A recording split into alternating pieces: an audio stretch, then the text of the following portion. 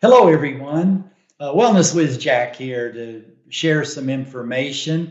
Our topic of interest here is going to be about memory and cognition and age related loss of cognition. And this is a critically important topic generally for anybody over the age of 50 and certainly anyone with symptoms. And we're going to be looking at something here that I think really applies to each of us first. And we go back to Hippocrates, who is the father of natural medicine and who gave us the caduceus and so forth, and some things that have been usurped from the natural approach or nature cure into a suppressive and a form that often does harm instead of the admonishment, do no harm. But Hippocrates would also inform us that we need to take care of ourselves as well. And so in our field of study where so much happens every week, I get research articles, research studies, literally daily now of 21st century and certainly within the last 2 years of powerful studies. There's so many now that there's hardly time to integrate them, and certainly hardly time to look at these from the context of natural health. So they're not really being applied. We have many studies that point the way for us, but they're just not being applied anywhere. So what I want to do, let's start off with 21 questions for you. All you have to do, hopefully you don't have more than 10, you can count on your fingers. And hopefully some of you will not need to use your toes on this, but let's see, because I want to first establish the basis that we all probably need to do something about maintaining our cognitive ability, our mood, our brain's ability to function. Today we're seeing where the subject of Alzheimer's is literally one that can bankrupt the nation. If older people live longer and they need more and more care, as an Alzheimer's person does, this is a huge, huge factor. But the more that I've looked into the science, and I think it's accurate and honest to say, I've looked at more than 200 studies about the aging brain, and this is a primary concern for us all. So what we are learning from science is that, number one, we can avoid age-related cognitive decline. That has been made very clear by science. So it doesn't matter if you have the APOE4 gene that they're calling the Alzheimer's gene and 15 other genes right now that have been identified with cognitive decline. Even if you are, let's say, homozygous in that gene activation, that it's active, not recessive, and you have a tendency maybe toward certain brain activities that you do not have to go into Alzheimer's. One of the interesting things about the APOE4 gene is that it seems like our ancestors had a lot of it. They had a lot more homozygous and heterozygous expression of that gene, and that it's been tied to the presence of roundworms. So if roundworms were to be part of our let's say our gut microbiome, although they're not micro by any means, our gut biome, then that gene allowed for the transport of fats through the brain. Fats are the preferred fuel for brain energy, as the brain will turn them into the glucose the brain needs to operate. So some people today have this tendency to be assertively moving the fats around the brain. Well, if these fats are rancid, if they're damaged, if they're oxidized, we find, oh, now we've got a strong basis of some people are going to have more oxidative damage to their brains than others, and this is going to be a genetic predisposition. So if you were to find that you had a propensity or a proclivity toward cognitive decline later in life, it would be so important to take effort today. And today, we're going to learn what are the top 2 things we can do to literally live our lives and avoid cognitive decline. Very, very powerful. It comes back to 2 features of natural health philosophy: diet and exercise. So it's just that simple. Let's assess ourselves. And because I think, first of all, we should probably want to embark on a little bit of cognitive improvement. A cognitive improvement means that we're able to function better for our patients. We're able to perform better. We're able to hold more information in our heads as we seek to help people. So our smarts are critically important to our clinical success. Number 1, can you enter a room and forget what you intended to do? It's like, why did I come in here? If yes, raise the finger, the index, please. And if it's no, then wait for the next question. We're going to see how many points you might score on these questions. Enter a room and forget what you intended to do. Yes or no? You can't remember an entire phone number and must write it down. You forget where you put something. Like, where did I leave my car keys? Where are my glasses? I've been looking for my glasses all morning. Where are they?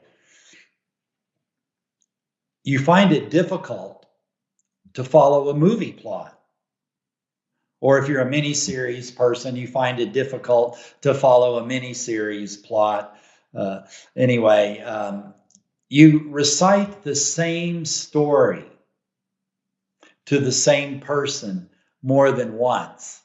So you might have known an elder person. You go, oh my goodness, this is like the 3rd time I'm having to hear this story. It's just that's showing the loss of neuroplasticity, that the neurological connections in the brain, they're going down their favored ruts, and they don't have the flexibility of mind. Right now, a key marker of longevity is mental flexibility. And it banishes dogma and keeps our minds open and flexible. That was number 4. Number 5, recite the same story over and over. That you forget what you have just read, or even worse, you forget what I just told you 3 minutes ago, but you need to reread things for clarity. So you get one of those fabulous blog articles like is on herbifolia.com, and you forget and you have to go back and you go, oh, now I can remember. Okay, now another one, you've gotten lost or confused in a place where you've never been before. So good luck getting out of the Museum of Natural History or the Museum of Modern Art, or even the Smithsonian for that matter. Those are the ultimate test of can you sort of lose your bearings, or the road home looks backwards that it did when you left, and you have some difficulty and make wrong decisions. Another one is you can word search. You have to hunt for that word, and a person will say, oh, it's on the tip of my tongue. I'll think of it. And I have to admit, this happened to me. Someone said, now, what was that town where in Austria where the Von Trapp family was from? And I kept thinking, well, Vienna's in Switzerland, and then of course you wake up the next day and you go, Salzburg. Yes. Okay. So that would mean I would have to have a pinky raised on this questionnaire. You can be forgetful of the events that happened yesterday. This is called short-term memory loss. And sure, you can remember what your grandmother told you many years ago, but gosh, what did I have for lunch yesterday? Ooh. And if you're in that position, it becomes a wake-up call. You often forget the things you need when you leave the house. How many times do you have to come back, turn around the car? Oh, if only I forgot. I laid it out. It was right there on the counter. I forgot it. You got to mark that one. You have to be reminded of things such as appointments or promises that you made. You have to look in several places around the house to find common household items. So where do you keep the sponges? Where do you keep the eco cleaner? Where do you keep the vinegar? Or where did I put the fermenting sauerkraut? Oh, yes, I put it in the hope chest with the carrots. Whatever that you're realizing that I thought it would be here, and now I have to look somewhere else. You forget where you put these objects and have to search to find them. Oftentimes in the office world, we would say, I'm too organized. I got so organized on my computer, now I can't find my data. I got so organized in my filing cabinet, I can't remember, is it under insurance? Is it under life insurance? Is it under waste of money? Where did I file that form? You ask the same person the same question twice or more than once. That would be another mark. Sometimes that person doesn't really give a clear answer and we have to ask again. But there is this phenomenon of you got the answer, you have to ask again. Now, what about forgetting routine things, daily routines? First, I lock the door, then I set the alarm, then I unlock the door, then I use the key. Things like that put us into routine operations, automatic pilot. How many of those? What about losing track of time? I've probably already taken way too much time on this questionnaire, but I haven't lost track of it yet. I'm just trying to hurry now. You forget or miss appointments. Oh boy, do we have a patient or two that no matter what happens, those phone calls, those text messages, it's like, oh, I'm sorry, I forgot. I need to reschedule. Having a listener ask you, what the heck are you talking about? Which means you went off on a tangent and you couldn't find your way back. You're the violin player that had your moment of glory as you belted out the cadenza, your solo, then you forgot the key of the piece and now you couldn't double back and get yourself out of your cadenza and get the rest of the orchestra playing. Little things like that. Oh, it happens to us all. But someone will remind us, where are you going with this conversation? A big one for many people is remembering the name of a new acquaintance that, gosh, what was that name? You didn't set up the mnemonic device to remember that the curly-headed guy was named Curly or something, you see. And so you find it hard to remember that new name. You have to check and recheck things. Did I lock the door? Did I turn the iron off? Did I turn the oven off? Did I feed my children? Whatever, you're looking at what things kind of falling off. And even though you've checked them, you doubt. And then you recheck. So the brain didn't go through a certain process. And then reluctance or finding it difficult to learn something new, a new skill. It's the, darn, did they really update the operating system to my computer again? Now I'm never going to find where I put all my photos and my music. Or a new game that maybe you were exposed with the children or at a party or something. Hey, everybody, let's play this new game. And it's like, you better not play Texas Hold'em if you don't understand it. And so you're not able to keep up. Now, that was 21 questions. If you got a few of these going, I'd say right now, commit to yourself the core of our wheel and spokes. Do the core program. This visit is only about the core. It's about two big factors: the nutrients, which means diet, and nutrients, which includes supplements, and the exercise. Science has given us some extremely powerful nudgings to understand something about cognitive decline. Number one, it is absolutely essential to get your daily exercise. In the studies that I've done, which again go into the hundreds of scientific studies, my question, having been a sedentary sort of sitting behind a desk consulting, sitting behind a desk writing, sitting in a chair reading, sitting on a couch to watch a video, sit. I did some years ago run into the concept of the body muscle decline. But here's what science teaches us: muscle decline is equal to cognitive decline.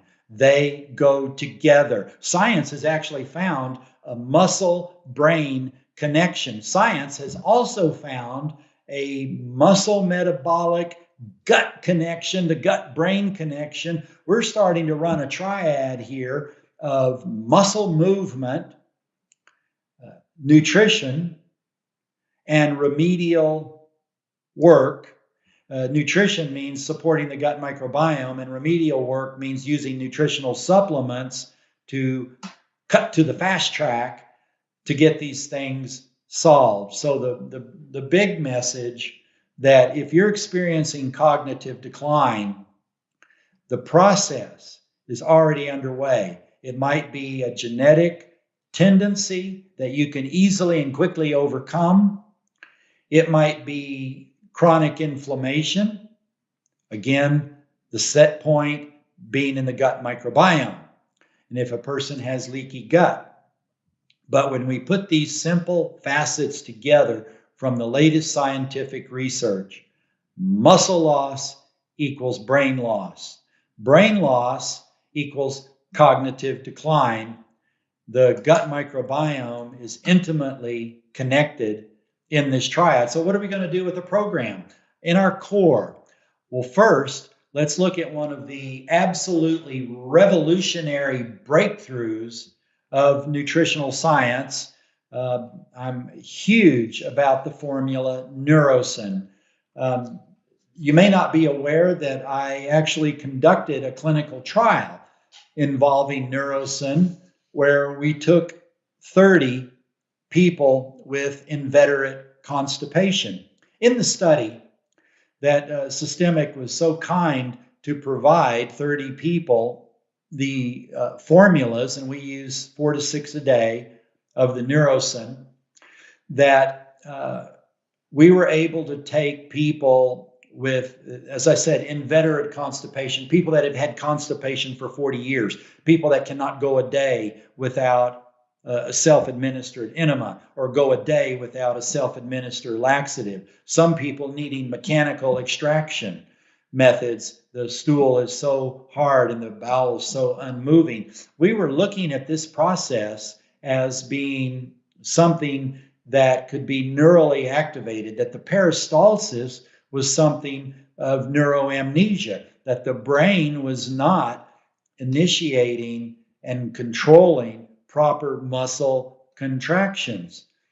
So it was a weakness or a cognitive decline of the brain failing to move the bowels for whatever reason that we all know, which can be low thyroid or using hybridized grains, things like this that we know has a direct bearing on maybe chronic inflammation processes in the gut.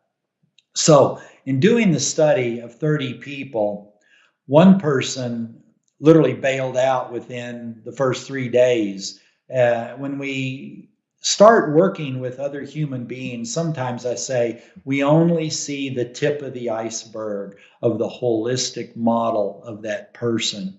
And the person that had to bail out for simply becoming a basket case of getting into their neurological processes and finding all the parental abuse, including sexual abuse.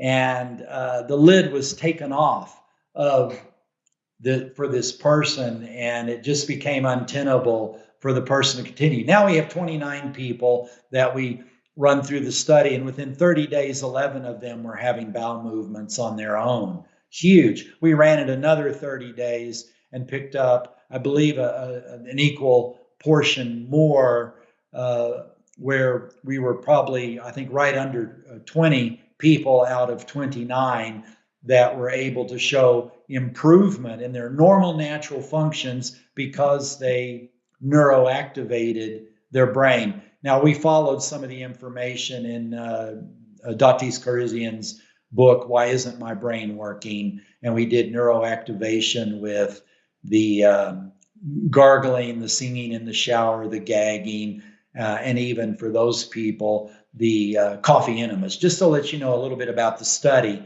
But what came out in shining colors was the impact of formula number 854, Neurosyn, which I will describe to you now as being an eclectic, comprehensive array of the botanical and nutritive factors that impact and strengthen the body's normal, natural cognitive repair and cognitive maintenance processes.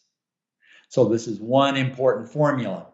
Now, it may come to pass, someone says, oh yeah, but you just have a little bit. There's just a little smidgen of scuttle area. There's just a little smidgen of alpha-ketoglutarate. There's just a little bit of acetyl L-carnitine or carnitine, a little phospholipid, a little bacopa, centella, on and on, the R-alpha lipoic acid, the vinca minor, which has been vinpocetine, the noept, all these things. When we look at the massive ingredients, it's just one after another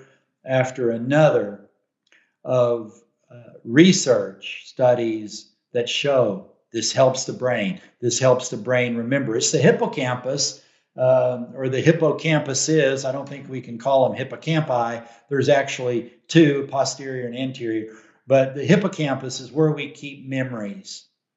And many of these herbs and botanicals are shown to improve memory. Now, here's the thing. So much of this, when combined with exercise, the hippocampus, which will shrink in cases of Alzheimer's, where the brain can rattle around like a dry walnut in a shell. And so brain shrinkage, the AKA shrinkage factor, not so much jumping in ice water as it is the brain just drying out. And so this shrinkage factor can be reversed. Holy cow. Now we find a number of these herbs and exercise in its own right help and impact the hippocampus and can actually build volume. That's what science tells us. We can rebuild our brains. Our brains can become more neuroplastic. We can learn, the old dog can learn new tricks. And so maybe on a personal note, I am still learning some new tricks. There's things as we learn, to me, they seem to come in decades. I don't know about you. I learned there's maybe a character flaw or an attitudinal issue or something about us that we finally see is causing a less than optimal life experience. Maybe we think we're becoming a curmudgeon. Maybe we think we're retired and just should enjoy the joys of life or something. Whatever it is, when we find it holding us back, we need to re-engage our brains. Two ways to do that. One, proper exercise. Number two, the nutrition that supports brain cognition. And the Neurosin is a leading formula with small amounts of many ingredients. This is so important. There's a philosophy behind this concept. People look at this and go, oh, you don't have enough coenzyme Q10, or, oh, you don't have enough of this to really do. Look at the study. They used 500 milligrams. There can't be more than 5 milligrams in this formula. But now let's enter the world of bioenergy. Let's enter the world of epigenetics. And sometimes it only takes a little bit to serve as an object lesson, to serve the body as an example. And if you need more mass action, because mass action means that you have enough of a molecule to actually impact whatever reaction you're trying to get. It impacts with the substrate. It impacts to create any chemical reaction. You have to have a certain amount, or it just doesn't seem to work that way. Well, then you learn and acclimatize and take larger doses. And that's why in our clinical trial, we actually, in the second month, needed to get a couple people up to 8 capsules a day. Then we backed off, and they were able to take their gain and continue with maybe a month of using 1 or 2 a day. So the bell curve often is start easy, build up, hit your stride, be there for the duration of your program, 2 weeks, 3 weeks, 6 weeks, and then it drops off, and the body can take it from there. Sometimes we find we don't have to keep hammering the ingredients that a little dab will do you, so to speak. So with the Neurosin, we find that we're providing a wide array and small amounts. And the reason this is so important is then we're not driving adverse reactions by overdosing people on a particular compound, whether it be huperzine, which is part of this formula through the botanicals, whether the lycopodium is the herb that has the huperzine one, the vinpocetine, which comes from the vinca. And I'll tell you, Doc Wheelwright, to get back and reach into the ancient wisdom, Doc Wheelwright loved the periwinkle.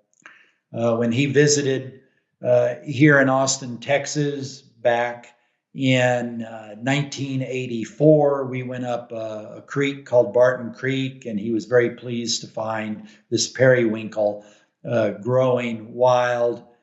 He picked a pillowcase full of it and brought it back.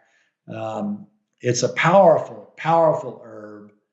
And he ran it in the blender, and he used it to address a very runaway health concern of his. And he made a quick adjustment to his health with the periwinkle. I tried some of it. It was the worst, most bitter substance I'd ever had in my mouth ever. And then Doc would say, well, the more bitter the herb, the better the medicine. But so these key ingredients that are here, they're balanced where we can use a little, we can acclimatize, we can use more if we need, and then we can reduce and get sustained results. Now, the driving force of working with people with things like Neurosin, and if we do wheel and spokes on this, we could think of other things. We could think of the free radical damage. We could think of the cell membrane, Vista 1 and 2, G-cell, EPIC, ROX, all of these formulas being very, very important to the brain. One of the ones I love to tag along is the B brain. And so that's an old formula that Doc Wheelwright researched, had some tremendous clinical results with. He built that formula for the frontal lobe of the brain, where we have so much of our one-to-one correspondences. If it sticks up out of the ground and has fluffy leaves, our brain goes, that's a tree. It's not a fire hydrant. And so a lot of this activity that keeps us acutely engaged with life, frontal, brain, and that's what the B brain is designed for.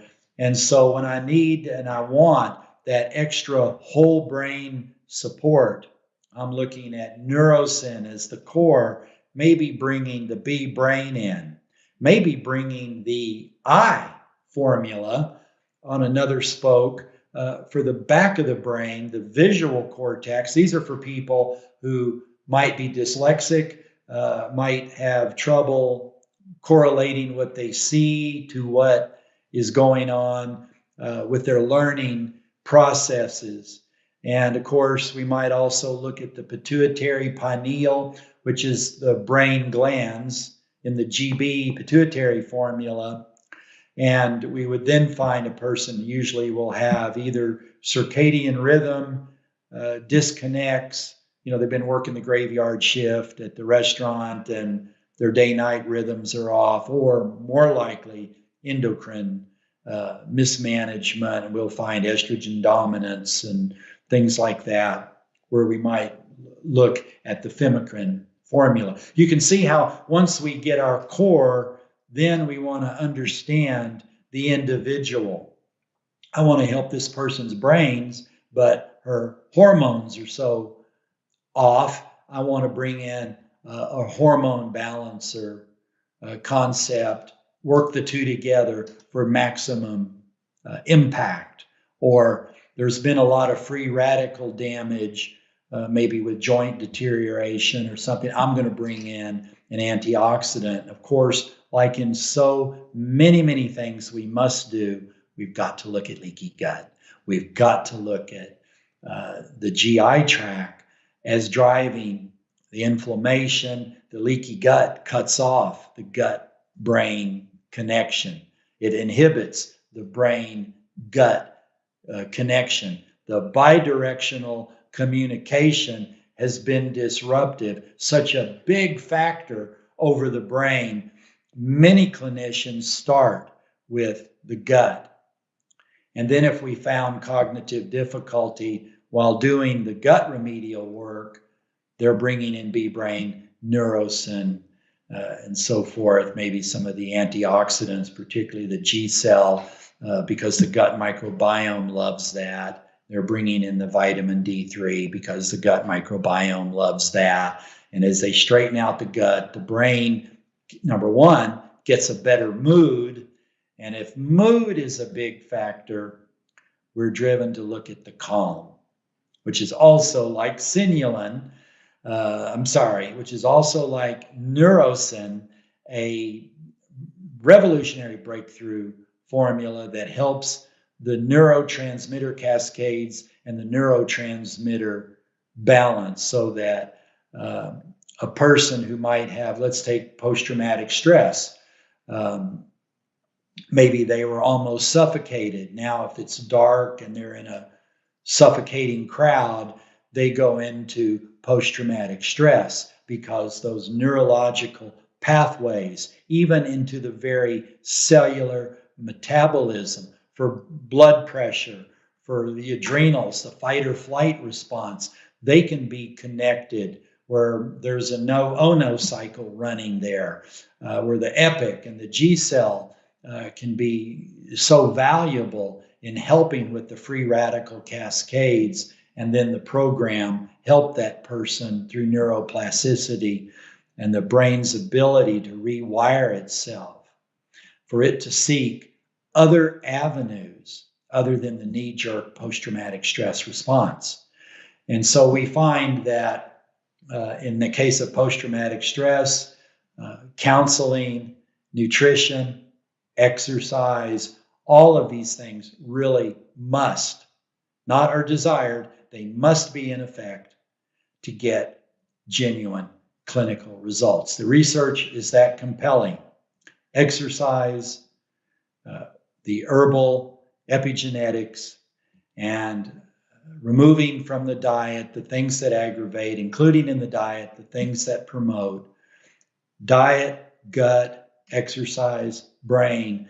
This is a core approach. So now, what happens? You have a person come in, the person is 80 years old, nicely ambulatory, doing well, except you notice, on those 21 questions, which you would probably ask clinically to see what's the reality and why didn't the patient show up with the intake form because they forgot it. Now you're looking at saying the greatest way I can help this human being is improving the brain so the brain can improve the body and go for longevity so that longevity is not vegged out in an Alzheimer's state. Longevity has that steel trap mind actively engaged with all the lessons of wisdom that human being has learned throughout living a long life. And now they're able to correlate things and fulfill the role of the elderly in society, which is leadership, which is compassion, which is experience, which is wisdom, and certainly not having to watch Leave It to Beaver reruns in a retirement home, staring at the wall instead of the TV.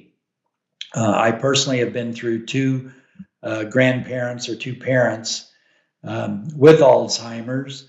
And, it's an area where we don't want to go. And we in natural health have an answer. We can look at the genes. We can apply the nutrients. We know that the concepts of medicine have not been on target. It's not about amyloid plaque.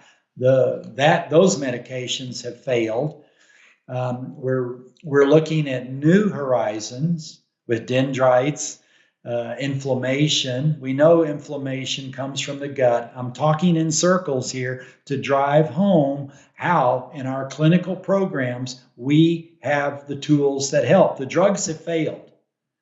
That is clearly backed by science. We do not have to fail as natural health practitioners because we're going to bring in diet, the gut, these wonderful nutrients that the herbs have in influencing epigenetically the brain to recapture its more youthful cell expressions. And the exercise component, these things coming together for us means we can step up with assurance and know that we can help literally every person in, let's put it in a margin of truth and safety, with early onset cognitive decline. And I've seen some really fine improvements in people deeper into the process, the banishing of the anger band, the banishment of the hallucinations that were affecting people by bringing in movement, nutrition, working in the gut. We've got our players, we've got our tools here. So this webinar now can end with the note that I believe we all probably could use a dose of Neurosin and B-Brain and have that as our core, that we ever want to make sure that our digestion is strong and that our gut is healthy and our gut microbiome is talking throughout our bodies to our cellular metabolics and directly to our brains, and that our brains can answer our guts, and that our core of our being is nourished and happy, and we can resolve inflammation, and we can build our brains, and literally by volume and by cognitive ability. By the way, one little point, you might say, well, I do a crossword puzzle every day, and I do Sudoku, little scale on 1 to 9 grids and things. And here's the real science on that. They don't do anything to build your brain. They really just make your brain better at playing those games. What builds your brain, what can make your brain larger, what can reestablish neuroplasticity, what can reconnect in your cerebral internet, working around a down computer, maybe from that double margarita of 5 years ago? What's going to bring it all together so you're strong? Because science shows us that even a brain riddled like Swiss cheese can have a neural network that keeps short-term and long-term memory accurate. And so we are right on top of these things. What builds the brain? Exercise, nutrition, supportive botanicals, avoidance of leaky gut and inflammation in the gut. There it is in the walnut shell, which hopefully is not your brain, that it's really down to the simple, holistic model of natural health. And so we are the champions who stand between literally the destruction of the economic system of the United States through subsidy to elderly people with Alzheimer's, that we hold the key. And it's time that people start listening. It's time that people start looking at the research. I want to thank you very much for your attentiveness. And I think we could all celebrate together this month by grabbing a bottle of Neurosin and taking that for 30 days. We all need a little boost in the brain to keep up with all the demands of our current state of society and the toxicity of our planet. So happy herbology. I'll see you soon.